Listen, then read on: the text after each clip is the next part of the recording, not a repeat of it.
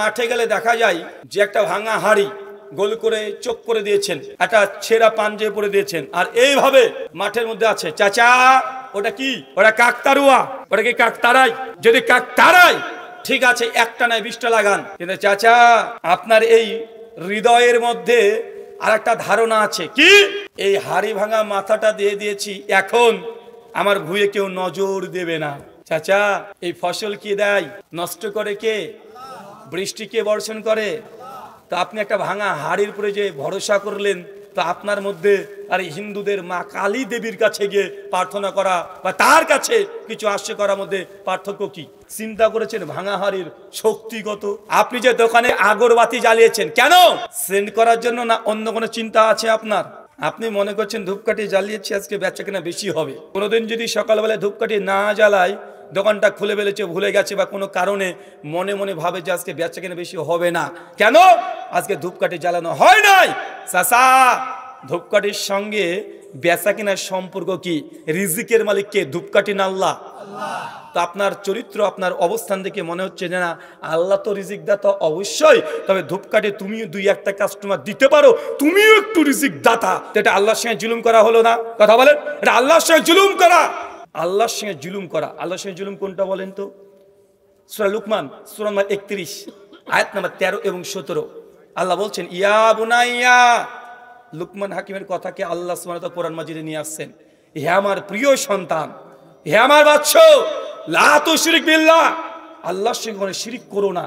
ইন্নাশা শিরকা লা জুলমুন আযীম, নিঃসন্দেহে এই দুনিয়াতে যত রকমের জুলুম আছে সব চাইতে মস্ত বড় জুলুম সেটা কি বলেন তো?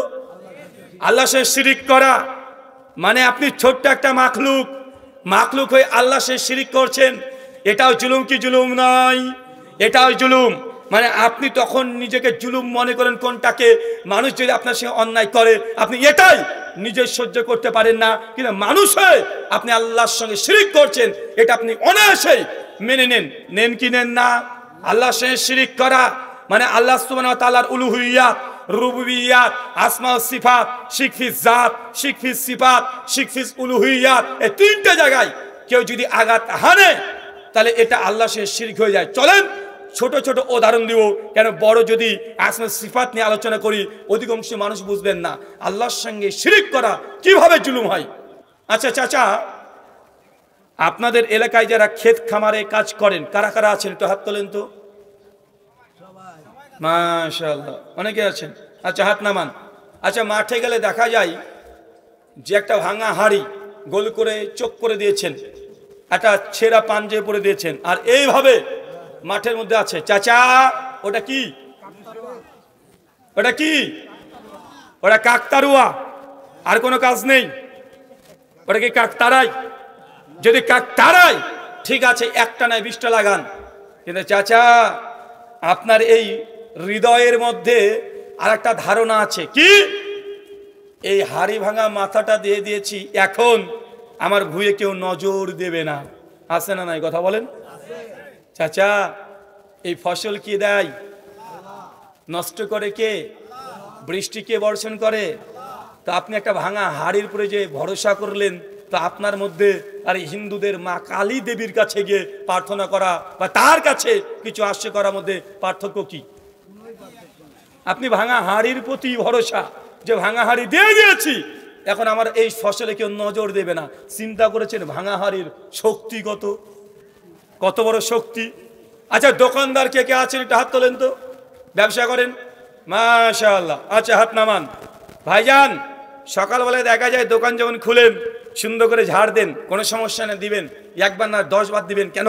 পরিষ্কার পরিচ্ছন্ন ইমানের অঙ্গ, সেই মুসলিম 4 নম্বর হাদিস। অবশ্যই আপনি পরিষ্কার পরিচ্ছন্ন করবেন যতবারই ঝাড়ু দেন, কিন্তু তারপরে আপনাকে দেখা যায় 3খানা বা 5খানা বা 7খানা ধূপকাঠি বা আগরবাতি নিয়ে আপনি দোকানের এই মাথায় একবার যান, ওই মাথায় একবার যান, ক্যাশ বাক্সে একবার ঢোকান, গোটা দোকানকে আপনি বন বন করে ঘুরে এরকম প্রণাম করছেন। আছে না নাই? চাচা আপনি ধূপকাঠি জ্বালাবেন, এটাও ঠিক, কোনো সমস্যা নেই, ধূপকাঠি জ্বালাবেন সুগন্ধি করার জন্য দোকানটাকে, যেন দুর্গন্ধ বের না হয়। আল্লাহর নবী তিনি সুগন্ধিকে পছন্দ করতেন, তিনি আতর ব্যবহার করতেন, তিনি সেন্ট সবসময় ব্যবহার করতেন। নবী সুন্নাহ আপনি যে পোশাক পরবেন সেন্ট আতর গোলাপ মাখবেন। আল্লাহ নবী বলছেন সহিহ বুখারী কিতাবুল জুমা হাদিস নাম্বার 1105, যে কোনো ব্যক্তি যদি সকালবেলায় জুমার দিন গোসল করে সুন্দর করে আতর সেন্ট যা আছে সামর্থ্যে মেখে মসজিদে গিয়ে 2 রাকাত নামাজ পড়ে বসবে, আল্লাহ সুবহানাহু ওয়া তাআলা এই ব্যক্তির 1 সপ্তাহের পেছনকার গুনাহ, সাগীরা গুনাহ, ছোট গুনাহ আল্লাহ ক্ষমা করে দেয়। তার মানে বোঝা যাচ্ছে যে আপনি সেন্ট আতর গোলাপ মাখবেন, এটা নবীর সুন্নাহ, নবী এটাকে পছন্দ করতেন।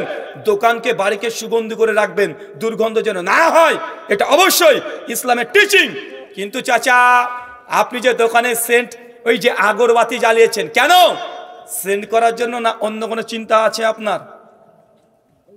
কি আছে কথা বলেন, কি আছে কথা বলেন না কেন? ধূপকাঠি কেন জানান? আপনি মনে করছেন ধূপকাঠি জ্বালিয়েছি আজকে বেচা কেনা বেশি হবে, মনে করে কি করে না কথা বলেন? কোনোদিন যদি সকালবেলায় ধূপকাঠি না জ্বালায়, দোকানটা খুলে ফেলেছে, ভুলে গেছে বা কোনো কারণে মনে মনে ভাবে যে আজকে বেচা কেনা বেশি হবে না, কেন?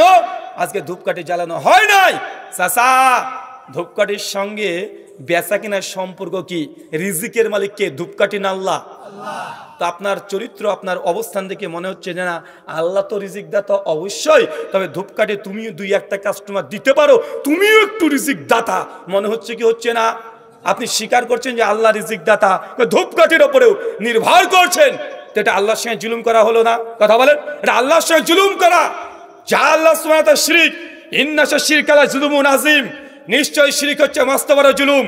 আপনি একজন ছোট্ট বান্দা হয়ে নিজের আল্লাহর সঙ্গে আপনি জুলুম করছেন। সব চাইতে আল্লাহ বলছে একজন ব্যক্তিকে যদি হত্যা করে দেন, 100 মানুষ যদি হত্যা করে দেন, তারপরেও যা জুলুম করলেন ওর চাইতে ওই ধূপকাঠি পরে নির্ভর করে রিজিকের অন্বেষণ করা তার চাইতে কয়েক কোটি গুণ এটা বড় জুলুম।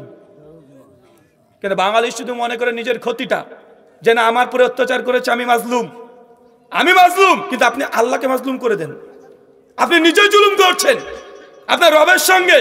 তা আপনি যদি রবের সঙ্গে জুলুম করেন, তো আল্লাহ সুবহানাহু ওয়া তাআলা আপনার উপরে জুলুমদার শাসক কি পাঠাবেন না? সহিহ মুসলিম কিতাবুল ফিতান আল্লাহ নবী পরিষ্কার ভাবে জানিয়ে দিয়েছে যে জাতি আল্লাহ সুবহানাহু ওয়া তাআলাকে ছেড়ে দেবে, সে জাতির উপরে আল্লাহ সুবহানাহু ওয়া তাআলা জালেম শাসক তিনি নিয়োগ করে দেন। আপনি দিন ছেড়ে দিবেন, আল্লাহ আপনাকে ছেড়ে দেবে? একটা উদাহরণ দিয়ে বুঝতে পারবেন। গাভী চেনেন? গরু, গরু মানে গাভী মানে মেয়ে গরুটা, ও দুধ দেয় না? দুধ দেয়। একজন কৃষক, আপনি হাটে গিয়েছেন, 1 লাখ টাকা দিয়ে একটা গরু কিনেছেন, যদি আমাদের ইন্ডিয়াতে 20,000 টাকায় পাওয়া যায়, যেটা আপনারা 1 লাখ টাকা দিয়ে কিনেন, তো 1 লক্ষ টাকা দিয়ে একটা গরু কিনেছেন। গরু কেনার উদ্দেশ্য কি? গরু দুধ দেবে অথবা বাচ্চা দেবে। আর এই জন্য প্রতিদিন গরুর পেছনে 5 থেকে 6 ঘন্টা একজন শ্রমিক, একজন কৃষক সে শ্রম ব্যয় করে, করে কি করে না? করে। তাকে খাওয়া দাওয়ার ব্যবস্থা করে দেয়, তার ওই যে বিচুলিগুলো কেটে কেটে দেয়, খাবারের জন্য ব্যস্ত হয়ে যায়, কত কি করছে গরুর পেছনে। কেন? কারণ গরুটা তার একটা নির্দিষ্ট ধর্ম আছে। কি ধর্ম? সে বাচ্চা দেবে অথবা দুধ দেবে অথবা বলদ হলে সে মাঠে খাটবে। এটা হচ্ছে আপনি মালিক, এই জন্য গরুটার পেছনে সময় দিচ্ছেন। এখন দেখা যাচ্ছে গরু কিনে নিয়ে আসলেন, খাচ্ছে প্রতিদিন ঠিকঠাক, শ্রম দিচ্ছেন ঠিকঠাক, কিন্তু গরুটা দুধও দেয় না, বাচ্চাও দেয় না। কি করবেন? কি করবেন? ওই গরুকে কয়দিন খাওয়াবেন? চাচা খাওয়াবেন নাকি কষাইখানে পাঠিয়ে দেবেন যে বেটা তোকে প্রতিদিন খাচ্ছি, তুই আমাকে তোর ধর্ম তুই পালন করিস না, তোর দায়িত্ব যেটা তুই সেটা পালন করিস না। তো আপনি সামান্য একটা গরুর মালিক হয়ে যদি গরু তার ধর্মকে ত্যাগ করে দেয়, গরু যে নিজের কাজ না করে, আপনি যদি গরুকে জবাই করে দেন, তো আল্লাহ সুবহানাহু ওয়া তাআলা তিনি আমাদের মালিক, তিনি আমাদেরকে একটা ধর্ম দিয়েছেন। সেই ধর্ম যদি আমরা মুসলিম জাতি পরিত্যাগ করে দিই, আল্লাহকে আমাদের পরিত্যাগ করবে না? অবশ্যই তিনি পরিত্যাগ করবেন। আর আমাদের সঙ্গে এটাই হয়েছে, মুসলিম জাতি আল্লাহর দেওয়া বিধানকে ছেড়ে দিয়েছে, আল্লাহ জালেম শাসক আমাদের উপরে নিয়োগ করে দিয়েছে। চলেন সামনে আরো কিছু আলোচনা আসবে। আল্লাহ সুবহানাহু ওয়া তাআলা তিনি জানাচ্ছেন ইন্নাশা শিরকা লা যুলমুন আযীম, নিঃসন্দেহে বড় শিরক আল্লাহর সঙ্গে শিরক করা। যদি আপনি মাজলুম হতে না চান, তাহলে আল্লাহকে আপনি মাজলুম বানাবেন না। কি বললাম বলেন? আল্লাহকে মাজলুম মানে আল্লাহর সাথে শিরক করলে জুলুম করা হচ্ছে, আর যাকে জুলুম করেন সে কি মাজলুম না? যদি আল্লাহ সুবহানাহু ওয়া তাআলা সে মাজলুম শব্দ ব্যবহার করা যায় না, তবে বাহ্যিক দিক থেকে আমি বুঝানোর স্বার্থে এই কথা আপনাকে বললাম। চাচা ওই যে দোকানওয়ালা দোকান খুলেছেন সকালবেলায়, সকালবেলায় দোকান খুলে কে এসে বলছে ভাই 5 কেজি আলু দে তো, আপনি দিয়ে দিয়েছেন, বলছে খাতায় লিখে রাখ। আপনি কি বলেন? সকালবেলায় শাহিদ করে বাকি আছে না নাই কথা বলেন? তার মানে আপনি কি মনে করছেন? ওই যে ধূপকাঠি কেন জ্বালানো হয় আপনি জানেন? এগুলোর ইতিহাস জানতে হবে আগে, যে ধূপকাঠি থেকে বরকতের হাসিল করা, বেচা কিনায় বৃদ্ধি করা, এই চিন্তা কোথা থেকে আসলো? এটা কি হঠাৎ করে চলে এসেছে? না, এটা এসেছে আমাদের দেশ ইন্ডিয়া থেকে। কেন? কারণ হিন্দু দাদারা মনে করে গরু হচ্ছে গো মাতা, তিনি হচ্ছেন স্বয়ং ভগবান। আর গরুর যে 5টা উপাদান আছে, তার মধ্যে গোবর, প্রস্রাব, তার দুধ, এই 5টা কে বলে তারা পঞ্চগর্ভ। মনুষ্য সংহিতা 9ম অধ্যায় 56 নম্বর শ্লোক তারা বলেছেন যে গরুর 5খান উপাদান পবিত্র। তার জন্য হিন্দু দাদারা যেহেতু গরু ভগবান আর গোবর হচ্ছে পবিত্র, ধূপকাঠি কি দিয়ে তৈরি হয়? গোবর দিয়ে। তার জন্য সকালবেলায় তারা গোবরের তৈরি ধূপকাঠি দিয়ে ওরা তাদের ভগবানকে ডাকছে, ভগবানের কাছে বরকত চাচ্ছে, আশা করছে। তো ওরা তো হিন্দু, ওদের ভগবানের কাছে যা ইচ্ছা চাইতে পারে। তুমি তো মুসলমানের বাচ্চা, তুমিও এই ধূপকাঠি উপরে ভরসা করছো, মানে তুমিও ওই গরু পূজারীর মতোই তুমি একজন পূজারী। আপনি বুঝতে পারেননি মনে হয় এখনো। যদিও গরু পূজা শুধু ভারতে হয়েছে এমনটা নয়, গরু পূজার ইতিহাস প্রায় 6000 বছর আগে থেকে। সূরা বাকারা 40 থেকে 65 নম্বর আয়াত পড়েন। নবী মুসা আলাইহিস সালাম 40 দিন আল্লাহর সঙ্গে সাক্ষাৎ করতে গেলেন, তিনি ফিরে আসলেন। বনী ইসরাইল ইহুদির বাচ্চারা সঙ্গে সঙ্গে একটা গরুকে, বাছুরকে তারা উপাস্য হিসাবে, রব হিসাবে তারা পুজো করতে শুরু করে দিলেন। আপনি ভাবছেন মোদিজি শুধু করে? না, বনী ইসরাইল আগেই করেছে। ওই জন্য আল্লাহ বলে দিলেন যে ওরা যেহেতু গরুকে ভগবান হিসেবে পুজো করতে শুরু করে দিয়েছে, তো এ হচ্ছে আল্লাহর সঙ্গে জুলুম করেছে, মানে আল্লাহর সঙ্গে গরুকে সমকক্ষ বানিয়ে দিয়েছে। আল্লাহ বলছেন, মুসা যাও, তোমার বনী ইসরাইলকে, তোমার কওমকে বলো তুই গরু কুরবানি কর। বুঝেননি মনে হয়? সূরা বাকারা 45 থেকে 66 নম্বর আয়াত পড়তে থাকেন। আর ইহুদির বাচ্চারা এত বদ মানুষ, তারা বলছে আচ্ছা সত্যি আল্লাহ বলেছে কুরবানি করতে, মানে কনফিউজ। কারণ এদের স্বভাব আল্লাহর বিধান মানবে না। তখন মুসা বলছে হ্যাঁ আল্লাহ তো বলেছেই। বলছে মুসা যাও তো, তোমার আল্লাহকে আবার জিজ্ঞাসা করে এসে তো যে গরু তো মানে কুরবানি যে করবো, তো কি কুরবানি করব? গরু, ছাগল, দুম্বা, উট, কি করব? মুসা নবী তখন বলছে আল্লাহ তো গরু কুরবানি করতে বলেছে। তাই এ মুসা আল্লাহকে আবার জিজ্ঞাসা করো তো তোমার আল্লাহকে, যে গরুটা কুরবানি করবে রংটা কেমন হবে? কালো, সাদা, লাল, গোলাপি, কি কালার? তারপর দেখেছেন ইহুদিদের বাচ্চারা প্রশ্নের পর প্রশ্ন। কেন? আল্লাহর বিধানকে তারা অস্বীকার করতে চায়, মানতে চায় না, এই জন্য প্রশ্নের পর প্রশ্ন। মুসা নবী তখন বলছে আল্লাহ বলেছেন ধূসর কালারের গরু কুরবানি করতে। ইহুদির বাচ্চা প্রশ্ন আবার করে বলছে হে মুসা তোমার আল্লাহকে আরেকবার, শেষবার যাও জিজ্ঞাসা করে এসো, যে গরুটা কুরবানি করব ওটা মোটা তাজা হবে না পাতলা খিটখিটে দিলেও হবে? ভাই আমাদের আছে না এরকম? আমি কথা বলতে গেলে আপনারা হয়তো রেগে যাবেন। আল্লাহর বিধানকে অস্বীকার করা এটাও জুলুম কি জুলুম নয়? একজন ব্যক্তির কথা বলি, রাগ করবেন না, মিসাল বুঝানোর সুবিধার্থে বলছি। একজন ব্যক্তি, বাংলাদেশের আলোচনা শুনছিলাম, উনি একদিন সহিহুল বুখারীর এই মাথাতে তুলে তখন চিৎকার দিয়ে বলছে আল্লাহি, আল্লাহর কসম, আল্লাহর কসম, এই যে বুখারী দেখছেন, বুখারীতে জোরে আমিন বলার হাদিস নাই। ডক্টর জাকির নায়েকের বক্তব্য জবাব দিচ্ছে। জাকির নায়েক বলেছে জোরে আমিন বলতে হবে, আর ওই বক্তা তখন মাথায় বুখারী তুলে বলছেন যে ডাক্তার জাকির নায়েক উনি ডাক্তার, উনি আলেম না। আল্লাহর কসম করে বলছি ডাক্তার জাকির নায়েক যে কথা বলেছে এটা মিথ্যা। এই যে বুখারী মাথায় তুলে বলছি যে বুখারীর মধ্যে জোরে আমিন বলা হাদিস নাই, নাই, নাই। চিৎকার মারছে, কসমও কাটছে। উনি কিন্তু হুজুর। কে বলেন তো? উনি হুজুর। আমিও অবাক যে ডাক্তার জাকির নায়েক রেফারেন্স তো দিয়েছে, আপনি খুলে চেক করলেও চেক করে দেখে নিতে পারবেন। আসলে জোরে আমিন বলার হাদিস তো আছেই। সহিহ বুখারী 780 থেকে 782 নম্বর 3টে পরপর হাদিস আছে। আবু হুরায়রা থেকে 3টে আছে। কেউ যদি জোরে আমিন বলে মাদ্দা বিয়া সাউতিহা, রাফা বিয়া সাউতিহা, আবু তিরমিজি 248 নম্বর হাদিস।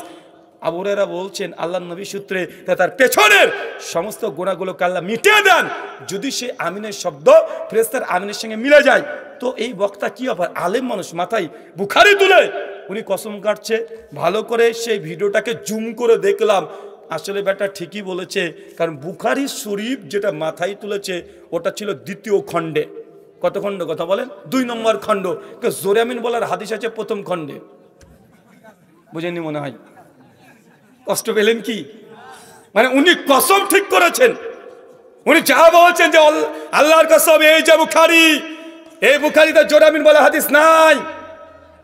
সত্যি তো 2য় খণ্ডে নাই। ওটা তো আছে প্রথম খণ্ডে। কয় খণ্ডে? প্রথম খণ্ডে। তো ইহুদিদের বাচ্চারা তারাও সূরা মাইদা খোলেন 22 থেকে 40 নম্বর আয়াত। আল্লাহ বললেন যে ইহুদিদেরকে তোর সাবাতের দিন শনিবার কোনো কাজ করবি না, সাবাত ছুটির দিন কিচ্ছু কাজ করবি না, মাছও ধরবি না। ইহুদিদের বাচ্চা করলো কি, যে আল্লাহ নিষেধ করেছে শনিবার মাছ ধরা যাবে না, ও জাল ফেলে রেখে দিত। জাল ফেলে সারাদিন মাছ জালের মধ্যে ঢুকে যেত। যখনই সন্ধ্যাবেলায় আসতো, সূর্যটা ডুবে যেত, রবিবার পড়ে গেল, অমনি মাছটাকে গুটাতে শুরু করে দিয়েছে।